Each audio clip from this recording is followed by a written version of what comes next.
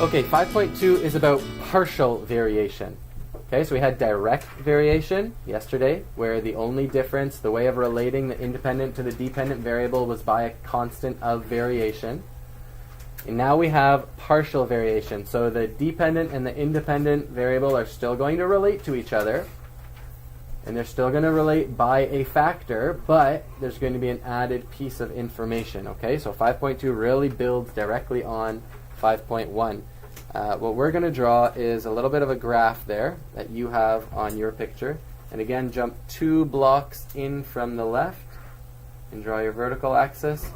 And jump 2 blocks up from the bottom and draw your horizontal axis. Okay, the title of this chart is Taxi Fare. Taxi fare is the amount you pay the cab. Or Uber. And what do you think our variables are going to be if we're talking about taxi fare? Distance and cost. Okay? Money and time. Good. So which one is independent, which one is dependent? Distance is independent. And cost is dependent. Cost depends on distance. So where are we going to put these as far as vertical and horizontal? Horizontal. Distance will be on the horizontal. And it's going to be measured in, what do you think? Meters. Kilometers. Miles. And then on the vertical axis we have cost, which is going to be measured in dollars. Okay, we're going to go up. You need to fit, we're going to go from 1 to 6. 1, 2, 3, 4, 5, 6. And you can do that on both axes.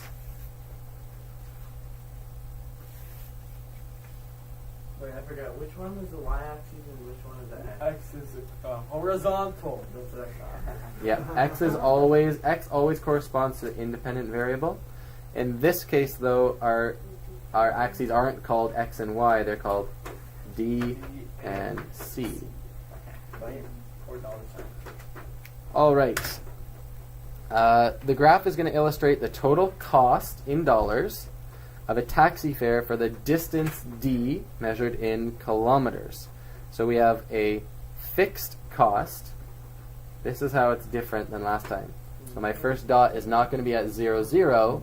It's at 0, 2. What does that mean? If I have it started at.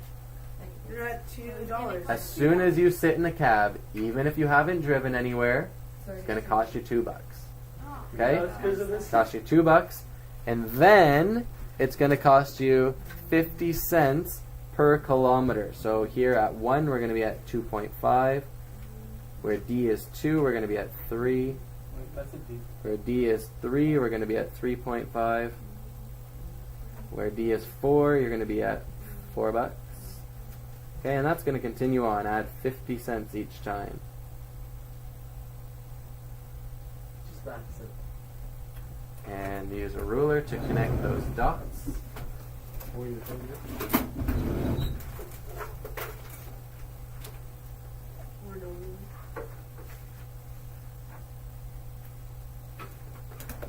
Why did you put an arrow there?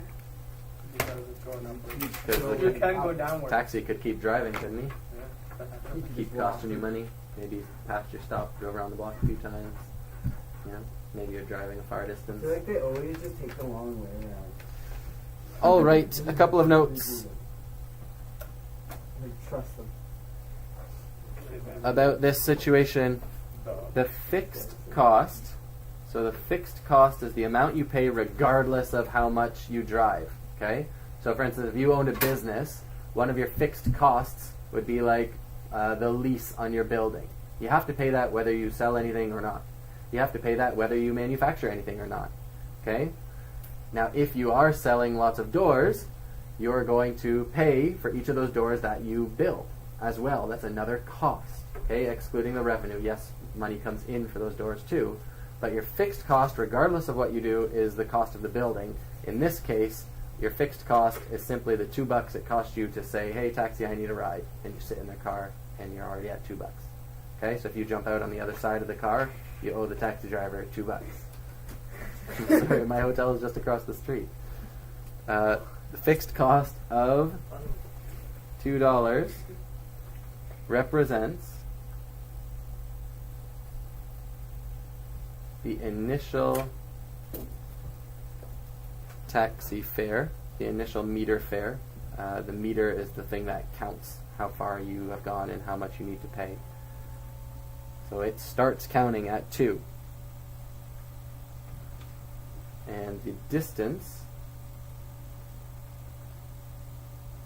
traveled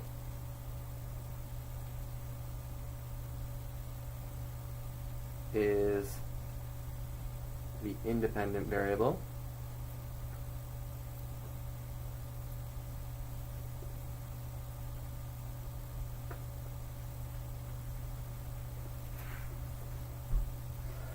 And the cost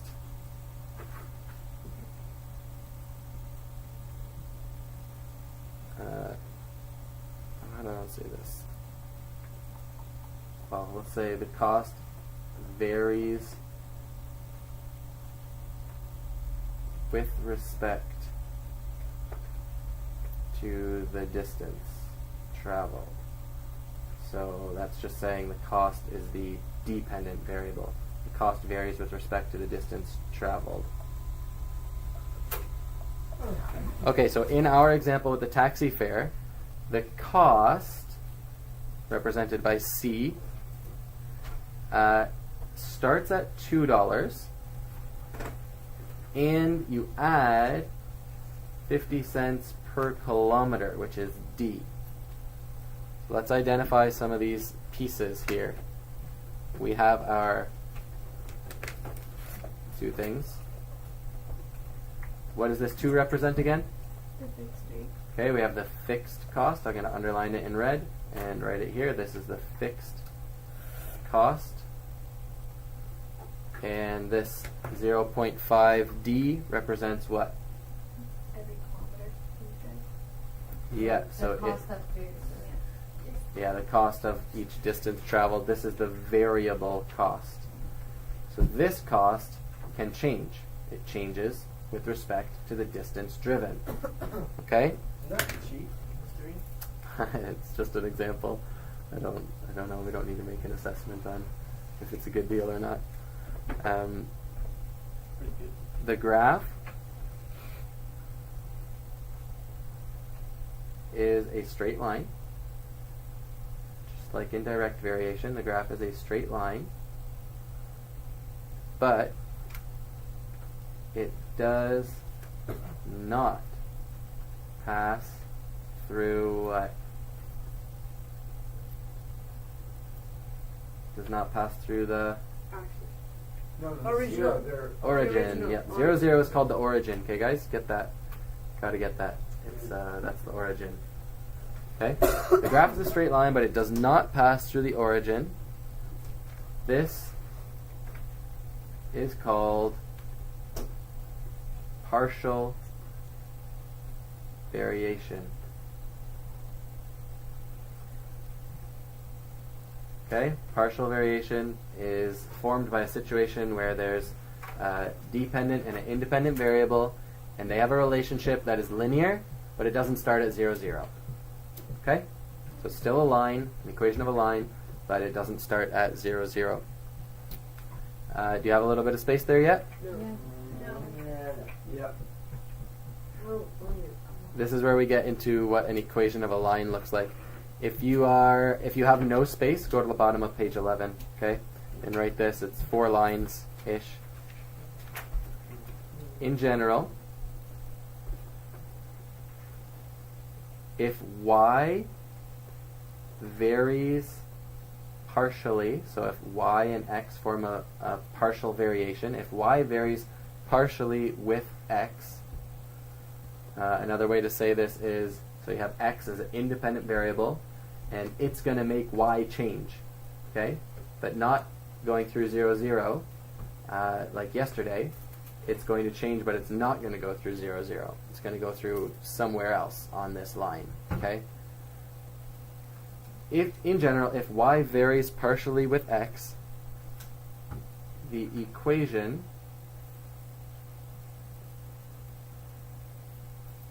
is y equals mx plus b, where m and b are constants. That means we know their value.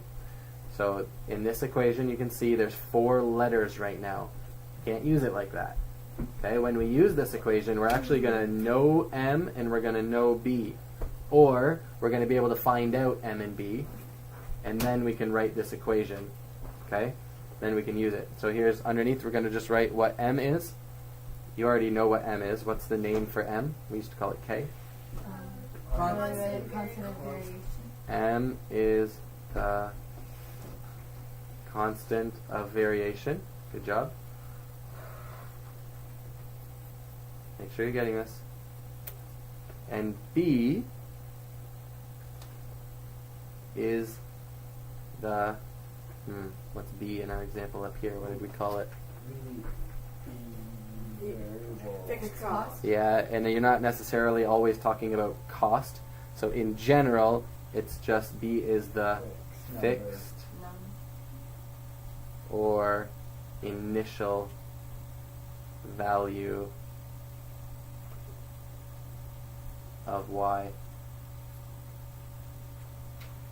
Okay, so in this case, B is 2, because no matter what, it's the fixed value of y. You're starting at 2 and then going up.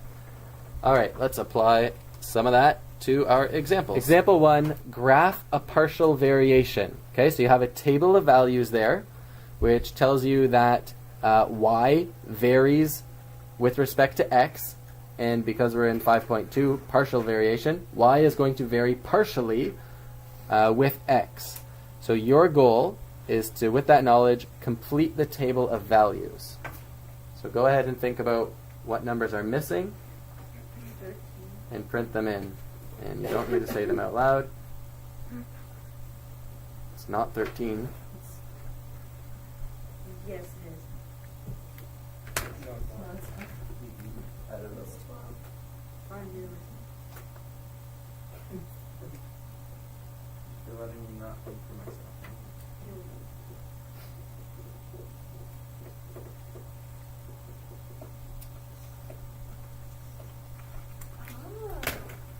There's a little trick in there. So hopefully you got 12 here, and hopefully you got 18 here. Yeah. But what goes here? A different 5. Seven. 7. Okay? Pay attention to what you're doing. Let's give it a second guess. So go ahead and talk to your buddy behind you and describe how y and x relate to each other. Why? There's no other. You start out with six. You should have had 0 and 6. And then constantly go up. And constantly go up by 3. But when you do it, All right, come back take that back. Last and one. copy down this little note beside A. Y increases by how much? 3. By 3 as x increases by 1. So the constant of variation is 3. Let me see. Since there's no 5 and 6. So we know the pattern of increasing y values by 3, and we checked that for the other values that were given. And how did you get that this was 7? Yeah, you realize this went up 3 blocks of 3, right? This went up by 9, which is 3 times. So this one must have gone up by 3. B, it says identify the initial value of y. That means the fixed value, or the value that y starts at when x is 0. And the constant of variation from the completed table. So what is our fixed value, our initial value? 6. Okay, so initial value of y is 6. And then our constant of variation is what again? 3. It's going to go up by 3 every time. And now we can write an equation relating y and x in the form y equals mx plus b. Well, if we know what m stands for and we know what x stands for, right? What? I always forget what M is. So m is the one that's being multiplied by our number of x's. So m is the constant of variation because it's happening over and over and over again. So m equals 3.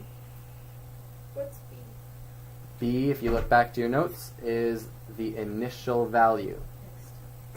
Okay? So B is 6. So all we have to do to get our equation is plug those values in. Y equals 3x plus 6. And now I have an equation that I can use. I could put any x in there, any number in the whole world in there for x, and I would be able to know exactly what my matching y is. Okay? I don't get this really. We're just at the beginning. I feel like it's just such a simple Sam, X process, is the but 1, then 2, for 3, this 4, 5, whole, 6. In C, we're asked to graph this relationship. Okay, so let's look at that big graph there. Again, as always, take yourself kind of 2 blocks in from the left and 2 blocks up from the bottom. Add arrows to your axes and name them. This time we are just using x and y. And because it's a line, it actually goes forever and ever and ever. So our information that we have in the table goes up to x equals 7, but we could really go up to x equals infinity. My picture goes up to 10. Doesn't matter if yours is the same or close to the same or whatever, but up this y-axis, we want to make sure that we're giving a good amount of information here. Go by 3. So I want to go up to at least 30. Or not. I'm just looking at 1, 2, 3, 4, 5, 6, 7, 8, 9. I'm going to go up by I went up by 3s and I got it. 3s, and I'm just going to keep on, because that'll make it easier for us to plot our points if we go up by 3s, because that's our constant of variation. I've got 3, 6, 9, 12, 15, 18, 21, 24, 27, 30, and my y-axis. And now I can go ahead and plot my points. But be careful, we're not starting at 0, 0. Where are we starting? 0, 6. 0, 6. Why again? Oh, because it's that part. 6 is Because the it value says that so. it starts at. And if you look at your table of values, 0 corresponds with 6. 1 corresponds with 9. 2 corresponds with 12. 3 corresponds with 15. So I'm going to go all the way up to my 7, which corresponds to 27. Can we technically just fill it out? And I'm going to draw my line from 6 to 27.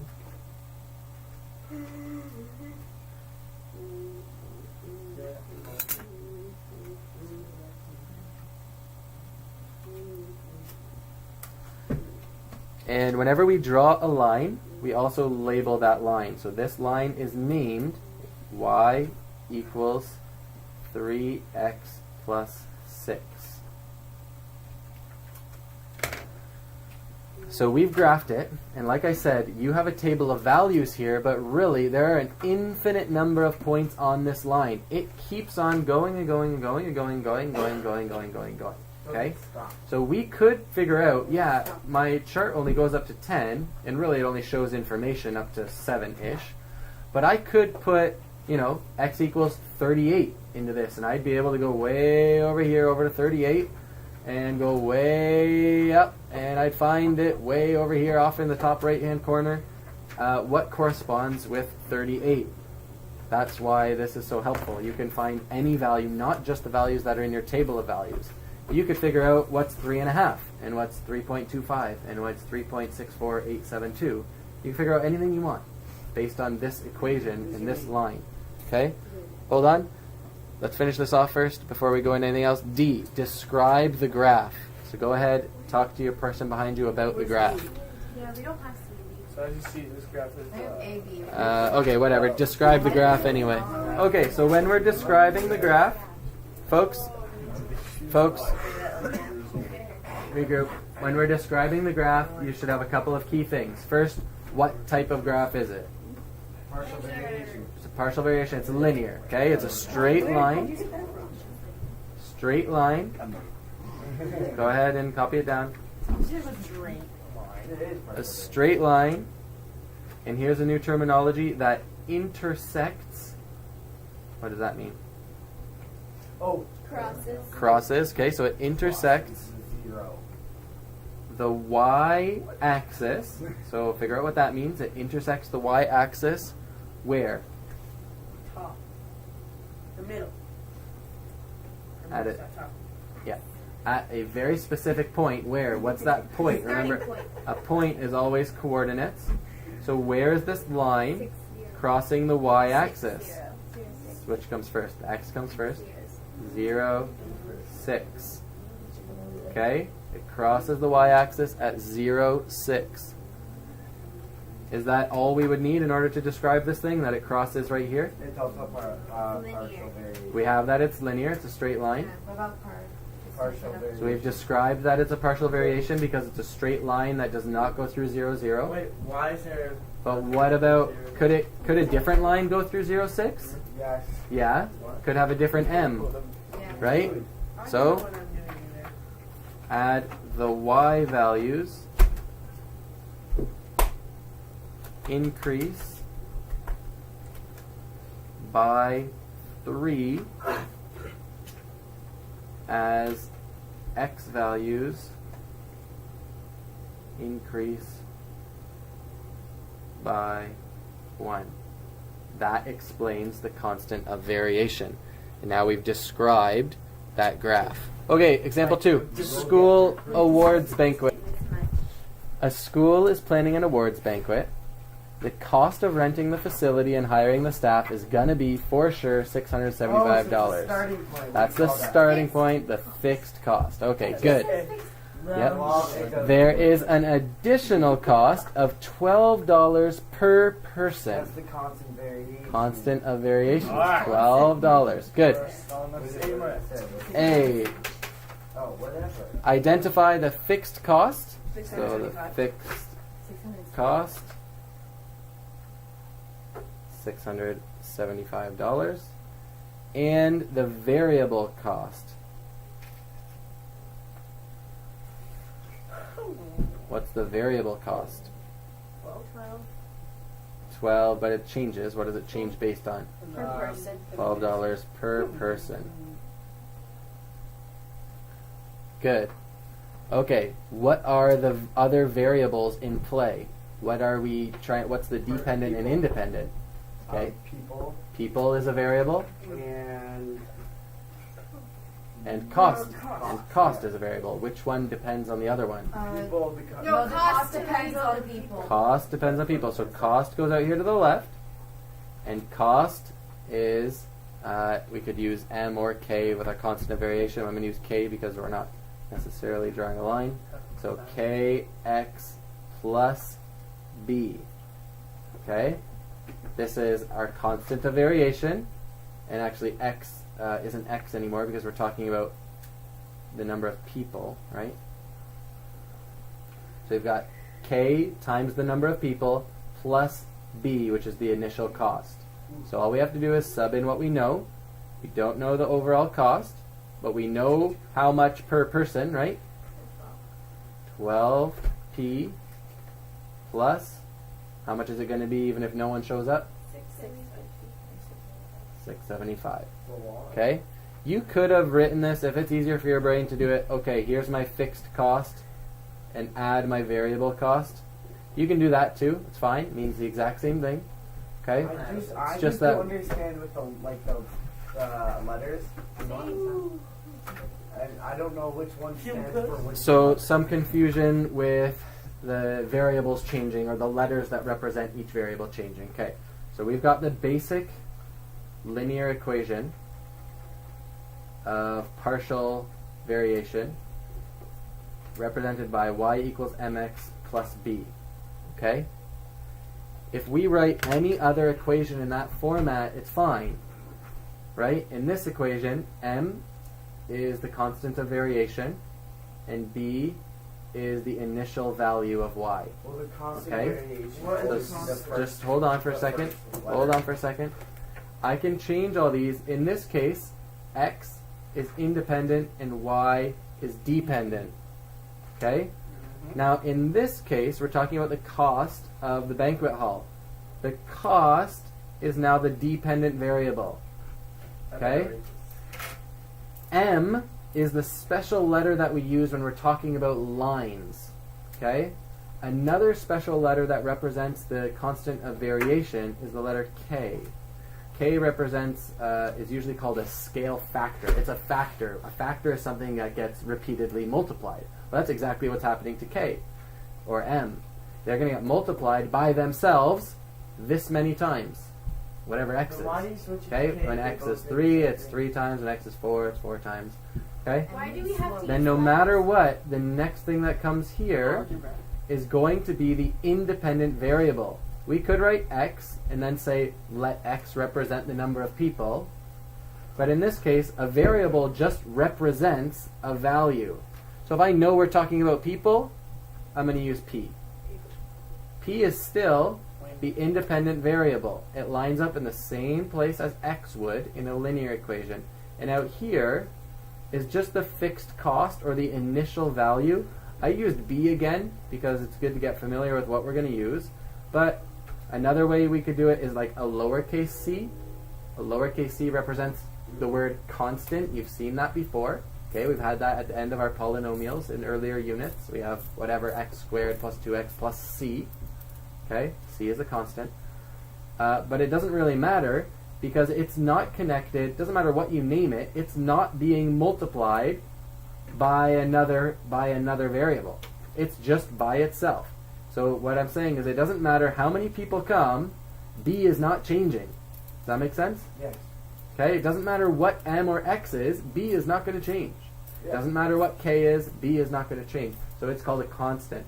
It doesn't really matter what you name them letter-wise. It really matters where they are in the equation and how they interact with each other. Will they always stay in the same spot? Or like the variable cost will always be in the same part of the quotient? Generally, we put the independent variable over here, the dependent variable, because we only know the cost once we figure out all the rest of this.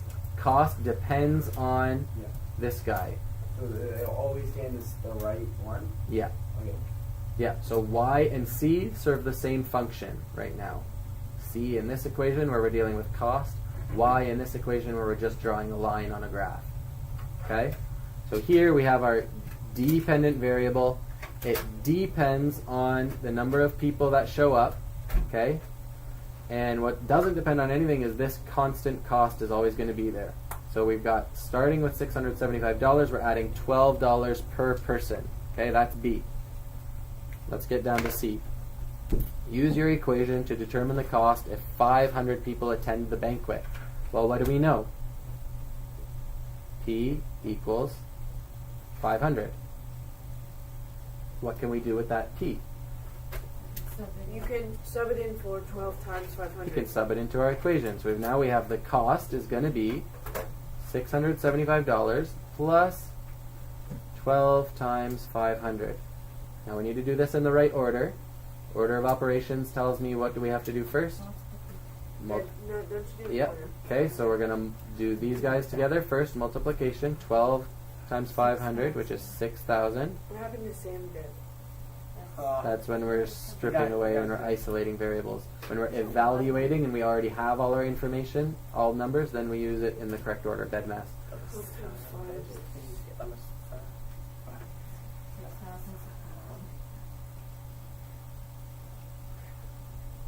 The cost of the banquet for 500 people is $6,675. Why did Let's you wrap up add- this lesson with our key concepts. So I haven't put these in the book before, but they're really helpful. It basically summarizes the lesson, and it's something you can be like, oh yeah, okay, now that ties it all together. So a partial variation has an equation of the form. So if you remember our form of our equation, y equals mx plus b, where b represents what? The constant. The initial. The fixed or initial value. I like probably using initial more often than fixed. Okay, unless you're talking about money, then fixed makes a lot of sense. And m Constant. is the constant of variation. It will always be this way. The variables, the parameters don't jump around. Okay, they're always the same. But why do you switch it to Stop. K instead of N? Okay, the graph of a partial variation is what kind of line? Independent or What kind of line does it form if we graph it? Oh, A straight line that does or does not pass through the origin. Does.